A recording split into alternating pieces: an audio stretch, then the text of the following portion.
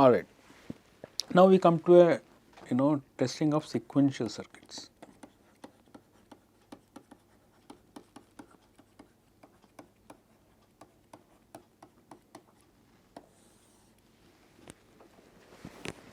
So, what is a sequential circuit? As you may remember, in a sequential circuit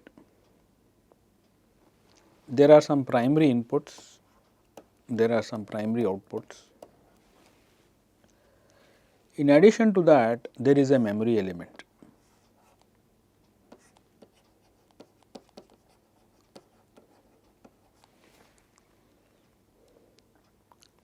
There could be some flip flops, there may be latches. Usually people use either flip flops or latches that contains what is called as a state. It contains the state of the circuit, and that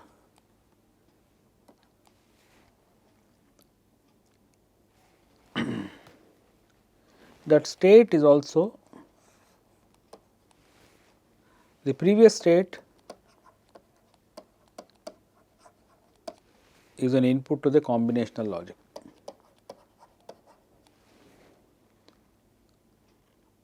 And the combination logic also evaluates the next state.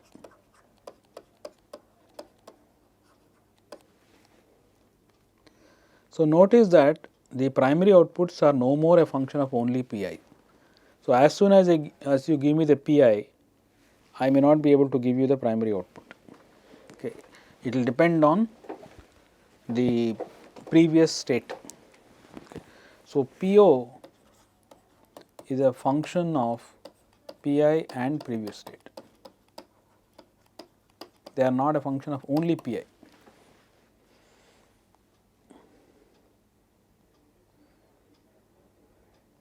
Similarly, next state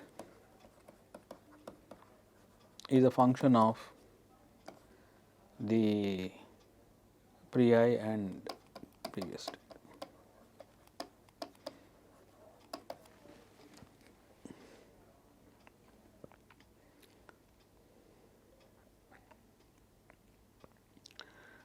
So, we use the concept of a finite state machine, finite state machine. So, the number of states is usually a finite number, right, and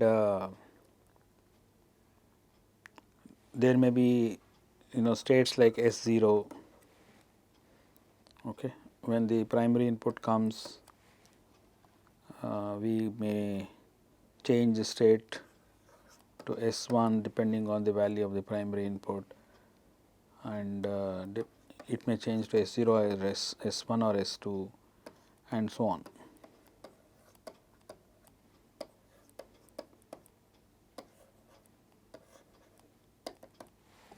So, this is a state machine.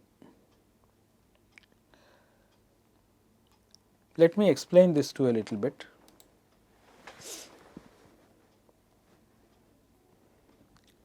So, let us design a serial ladder.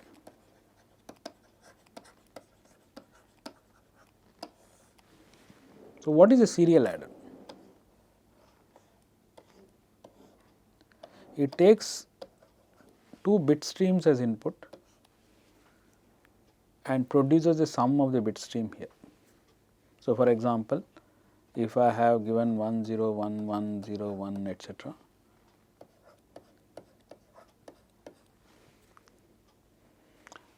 when it sees this 1 and 0, okay, it will say 1 plus 0 must be 1 and the carry is 0. So, it remembers the carry. Next time when it sees 0 and 1, it says 0 plus 1 is 1 and there was no carry from the previous state. So, the output must be 1. Next it sees 1 and 1. So, it says 1 plus 1 plus the previous carry was 0. So, I get 0 and I get a carry. Next it says a 1 and a 0 and says, hey, I already had a carry of 1, 1 plus 1 plus 0 is 0 and carry 1. Then it is 0 and 1. So, 1 plus 0 plus 1 is 0, carry 1. Then 1 plus 1 plus 1 is 1, carry 1. Okay. So, it continues like this. Okay. So, it adds 2 binary numbers.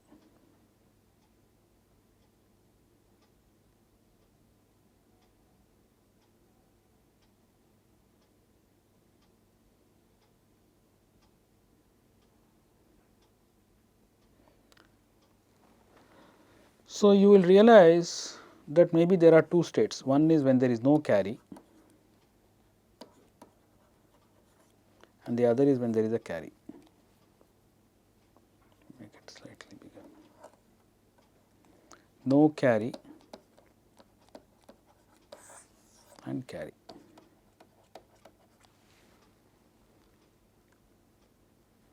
If I am in the no carry state, initially I will be in this state. This is my initial state. Okay, no carry is the initial state.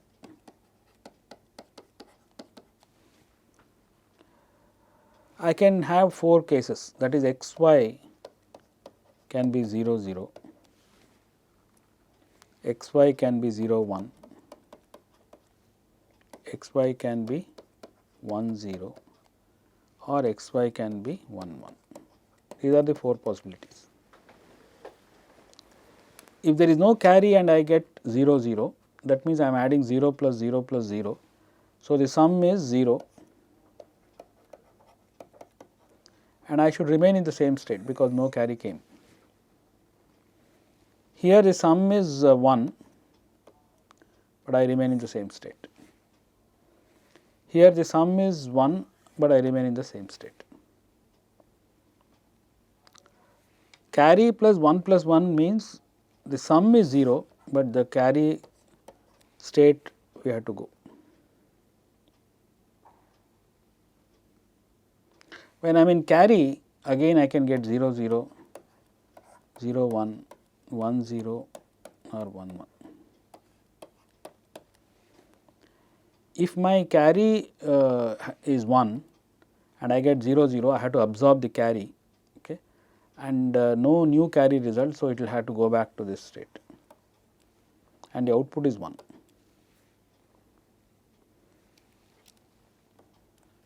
The output is 1. Here carry plus 0 plus 1 means the output is 0 and a carry results. Carry plus 1 plus 0 means the sum is 0, but there is a carry. Finally, carry plus 1 means carry is generated and there is output is 1. So, this is the state diagram for our serial adder. Some people like to write it as a state table. So, we can have 2 states, no carry or carry.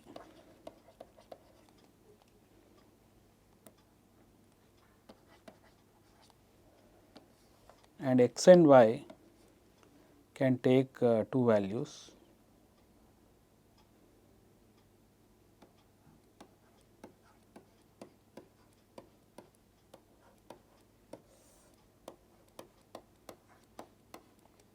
So, this is my previous state. Maybe I should use a different color.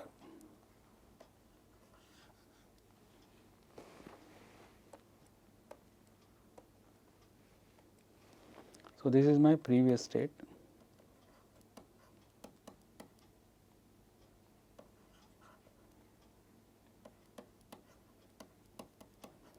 Inputs, then the next state,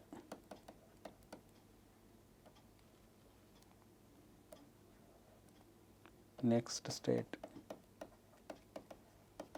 and output.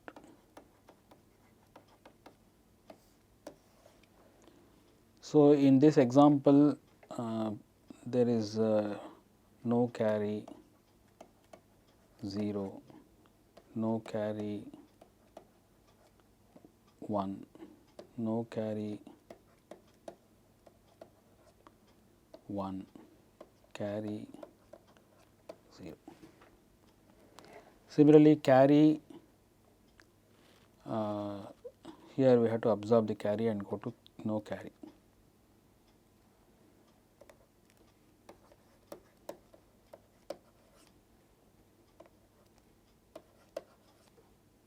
And we have to absorb the carry. Then here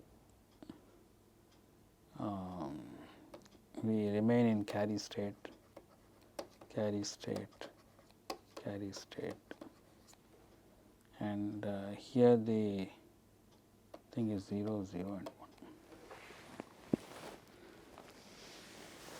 Okay. Next we can encode, in order to design this state machine, I can encode no carry as 0 and carry as 1. So, one flip flop is enough. Okay. So, we need one flip flop to represent two states. So, when the flip flop is in 0 state, we assume it is no carry. When the flip flop is in state 1, it means it is a carry. So, we take one flip flop, let us say it is a D flip flop.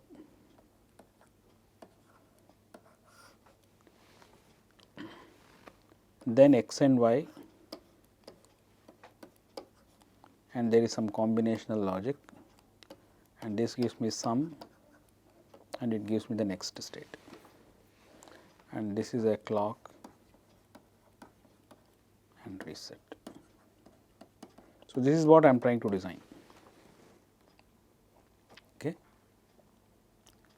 So, initially I can use a reset to send this to 0 state, that means there is no initial carry. Then depending on x and y and depending on the previous state, the machine will go to a new state and produce a certain sum based on the table that we have just shown. Okay. So, we will rewrite it. So, previous state, instead of carry and no carry, I am going to write it as 0, x and y are 0, 0, 0, 1, 1, 0, 1, 1, 1, 1, 1, 1. So, earlier I had called it no carry and carry, but now I have encoded them as 0 or 1.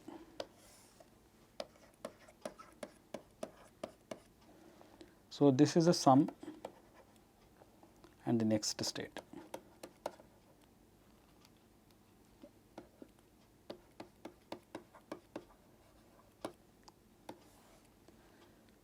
So, here the next state is 0 in 3 cases and here it goes to 1.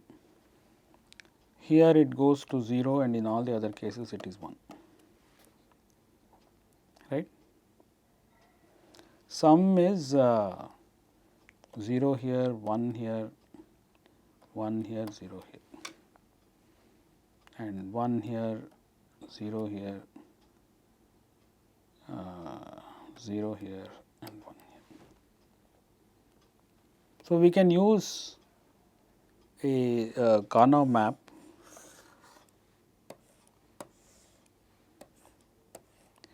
So, the state information is Q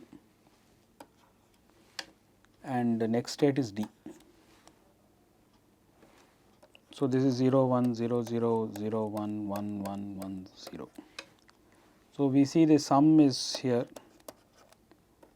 and we can draw the next state here.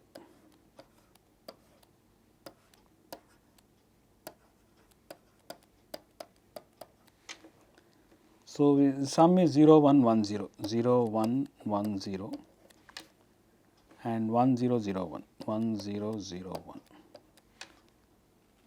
And the next state is 0 0 0 1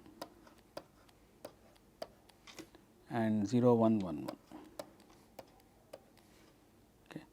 So, you can see that D is x y plus this is q is equal to 1 and q x plus Qy, and sum is, say, unfortunately no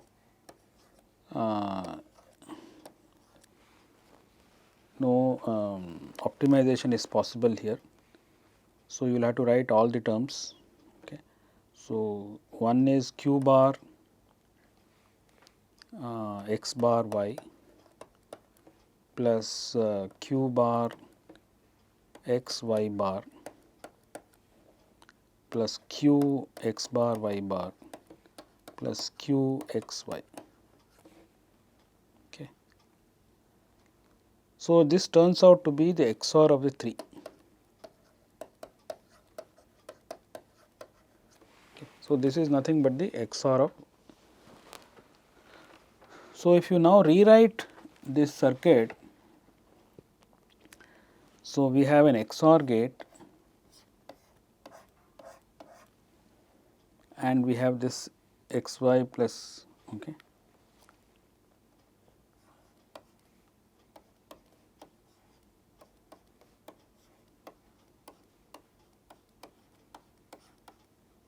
So, this is my D and this is my x, y and q, and q is the output of this flip flop. Q goes to these two guys. So, Qx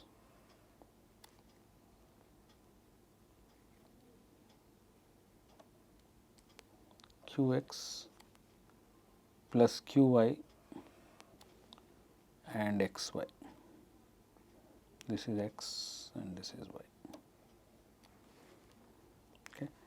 And this guy comes back here.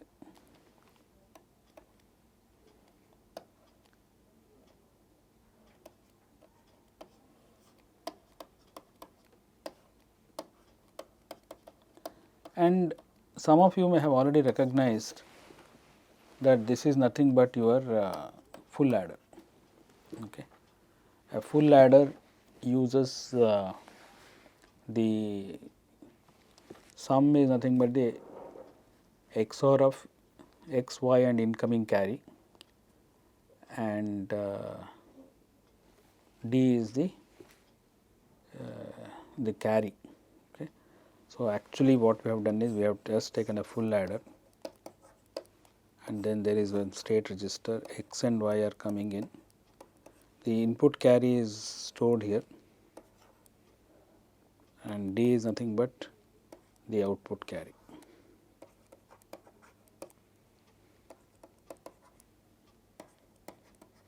Okay. So,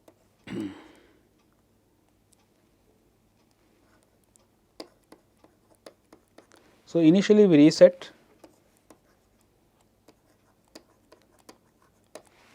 the flop, that means initially we are in the no carry state.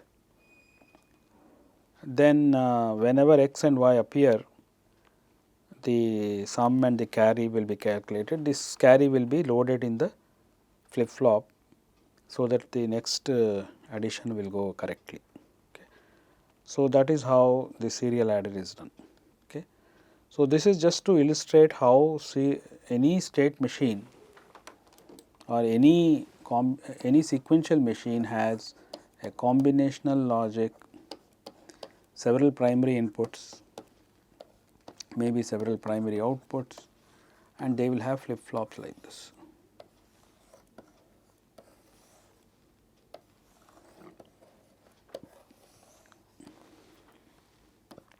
So, this is D0, D1, D2, Q0, Q1, Q2. In our example, there is only one. Okay. So, in general, there could be many flip flops. So, modern day sequential circuits may have thousands of these. So, tens of thousands of registers of flops, and these also may be very large, hundreds of thousands or maybe millions. Okay. Now, the question is, how do we generate test vectors for sequential circuits.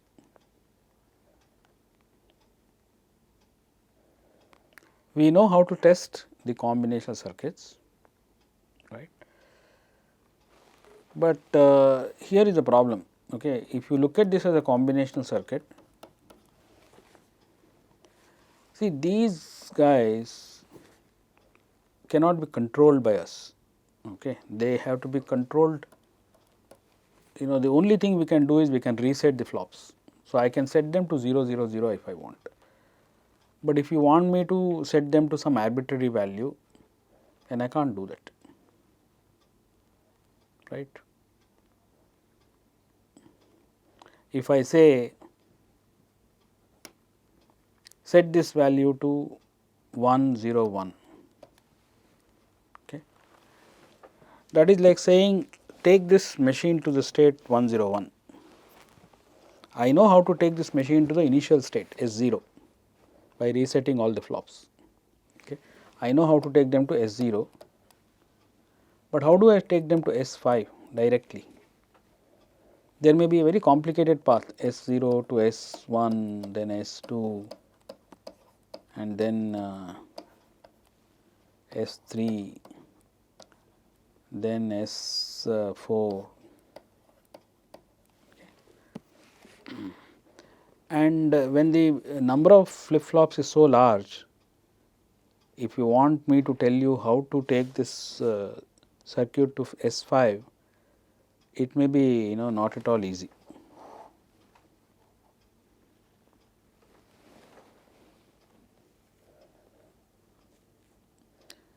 In the same way, see these are not observable, these outputs are not observable. So, we have poor controllability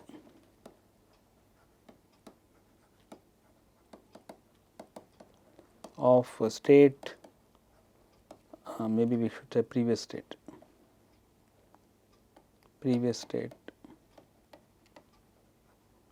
and we have poor observability of, no I am sorry, it is yeah, next step.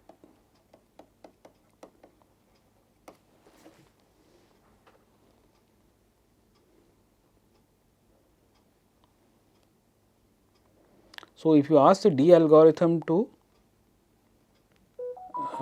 test for a structured fault here,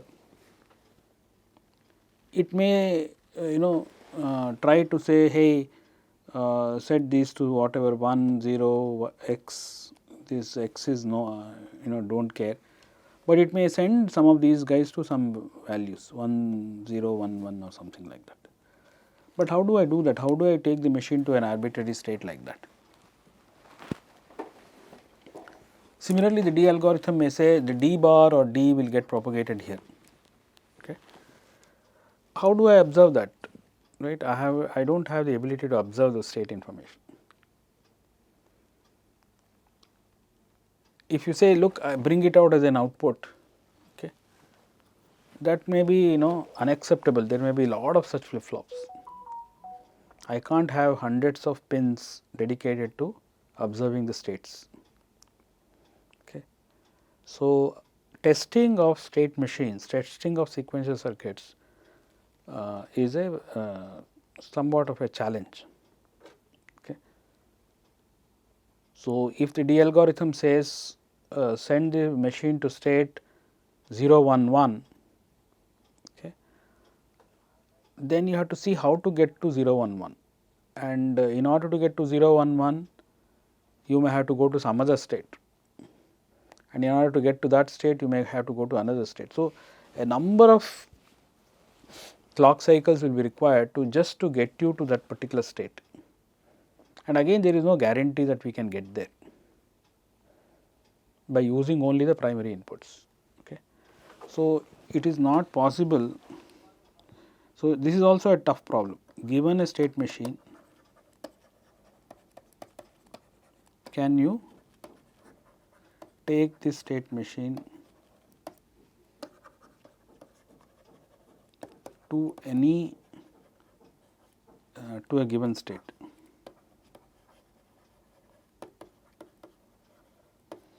by controlling only the primary inputs.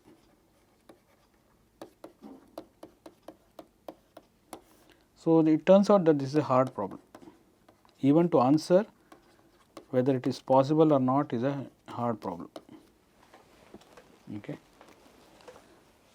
So, people have tried to generate sequential ATPG algorithms by directly trying to do this whatever I am just saying, but it turns out that it is very hard.